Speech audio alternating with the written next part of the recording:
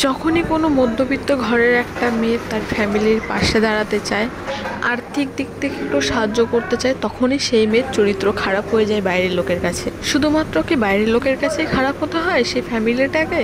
না, সেই ফ্যামিলিটাকে নিজেদের আপনজনের কাছেও খারাপ হতে হয়। আচ্ছা, তোমরাই বলো তো, সব মেয়েরা কি খারাপ হয়? সব মেয়েদের চরিত্র কি খারাপ হয়? না বাবা মার পাশে দাঁড়ানোটা, ফ্যামিলির পাশে দাঁড়ানোটা মেয়েদের ভুল? আজকে যেমন আমি আমার ফ্যামিলির পাশে দাঁড়াতে চেয়েছি, বাড়ির বাইরে এসেছি, সেজন্য আজকে আমার ফ্যামিলি থেকে অনেক কথা শুনতে হয়, অনেক লোকের অনেক কথা শুনতে হয়। আচ্ছা, আমি যে আমার বাবা মার পাশে দাঁড়াতে চেয়েছি, সেটা কি ভাবাও আমার ভুল? না বাবা মাকে একটু আর্থিক দিক থেকে সাহায্য করাটা আমার ভুল হয়েছে? যারা এই যে আমার ফ্যামিলির কাছে বলো না যে মেয়ে বাইরে কাজ করে, মেয়ের চরিত্র ভালো না, মেয়ে নোংরামো করে বেড়ায়, ভাই আজকে আমি যে এখানে কাজ করি না, আমি একটা মেয়ে হয়ে যে আমার বাবা মার পাশে দাঁড়াতে চেয়েছি না, সেটা কজনে করে? তো আচ্ছা, কোথাও কি লেখা আছে যে একটা মেয়ে বাইরে কাজ করলে তার চরিত্র খারাপ হবে এবং তার স্বভাব খারাপ হবে? আচ্ছা, কোথাও যদি লেখা থেকে প্লিজ যারা এই যে আলতু আলতু কথা বলো না, তারা প্লিজ আমাকে একটু বলো। আমরা যারা হোটেল লাইনে কিচেনে কাজ করি না, তাদের কাজটা এতটাও সহজ না তোমরা যা ভাবছো। আমরা তো কখনো কখনো এমনও স্টাফ আছি, আমরা যে সকাল 5টা থেকে রাত 3টে 3:30 অবধি কন্টিনিউ ডিউটি করি, 19 ঘন্টা 20 ঘন্টা করে ডিউটি করি, তারপরে রুমে যাই, রুমে গিয়ে 2 ঘন্টা 3 ঘন্টা আরাম করে আবার মর্নিংয়ে আবার সকালে ডিউটি আসতে হয়।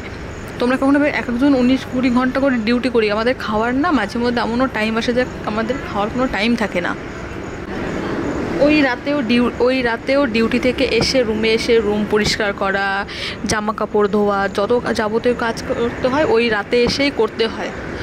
করে আবার মর্নিংয়ে আবার আবার যখন শিফটিং চেঞ্জ হয় বা কোনো কিছু হয় আবার ডিউটি হতে হয়। প্রত্যেকটা এমন নেই সপ্তাহে হয়তো একটা ছুটি পেলাম, তখন একটা ছুটি করতে পারি, না হলে মাসে কোনো দিন তো ছুটিও দেয় না। কোনো এমন একটা দেখো গেল কখনো পার্টি আছে বা কোনো কিছু, তখন তো ছুটিও দিতে চায় না। যে তখন যে কতটা কষ্ট করে আমরা কাজ করি, যারা আমরা হোটেল লাইনে কিচেনে কাজ করি না, এখন তো সেই কষ্টটা তারাই বোঝে। যারা কাজ করে না তারা কি করে বুঝবে? তাদের তো মুখ আছে, কোনো কিছু একটা বলার দরকার, তারা তো সেই মুখতে বলে ফেলে। না দেখে শুনে একটা কথা বলার দরকার, কারণ আমি কোনো কিছু বদনাম রটনা সেটা বলার দরকার, বলে দিলাম, হয়ে গেল, তাই না?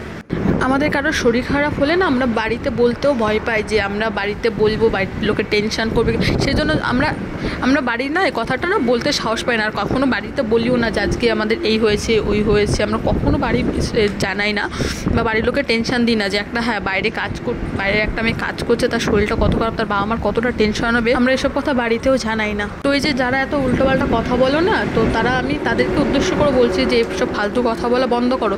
এতে আমাদের চরিত্র বা আমাদের ফ্যামিলির শিক্ষা খারাপ হবে না, এতে হচ্ছে তোমাদেরই শিক্ষা খারাপ হবে, যে তোমরা কেমন বা তোমাদের চরিত্রটা কেমন না, সেটা লোকে ভালো করে জানতে পারবে। তো আমার এই ভিডিওটা যদি কারোর গায়ে লাগে বা কারোর খারাপ লাগে তো আমি দুঃখিত, এইটা আমি সবাইকে বলতে চাই না। যাদের বলেছে তারা ঠিকই বুঝে গেছে। দেখা হচ্ছে